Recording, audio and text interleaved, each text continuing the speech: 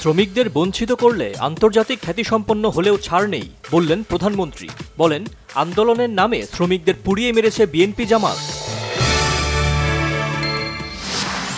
মে দিবসে রাজধানীর গুলিস্তানে শ্রমিক লীগের সমাবেশ।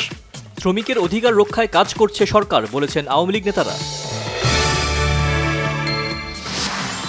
আন্তর্জাতিক শ্রমিক দিবস উপলক্ষে রাজধানীতে শ্রমিক সমাবেশ করছে জাতীয়তাবাদী শ্রমিক দল। বের করা হয় বর্ণাঢ্য শোভাযাত্রা।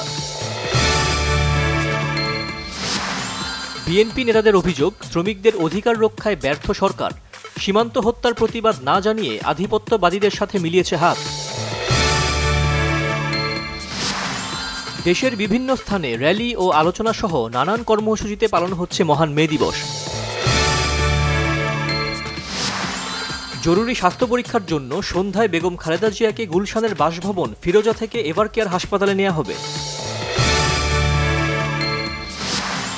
বিপ্লবী ওয়ার্কার্স পার্টির সাধারণ সম্পাদক সাইফুল হকের অভিযোগ, দেশে মানুষের ভোটের অধিকার না থাকায় শ্রমিকদের দাম কমেছে, তারা হয়ে পড়েছেন ক্ষমতাহীন।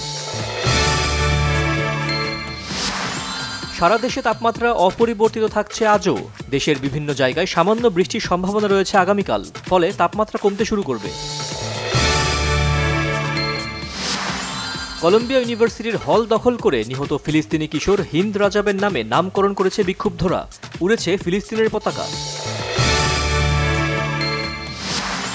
চ্যাম্পিয়ন্স লিগ ফুটবলে ভিনিসিয়াসের জোড়া গোলে বায়ার্ন মিউনিখের মাঠ থেকে ড্র করেছে রিয়াল মাদ্রিদ।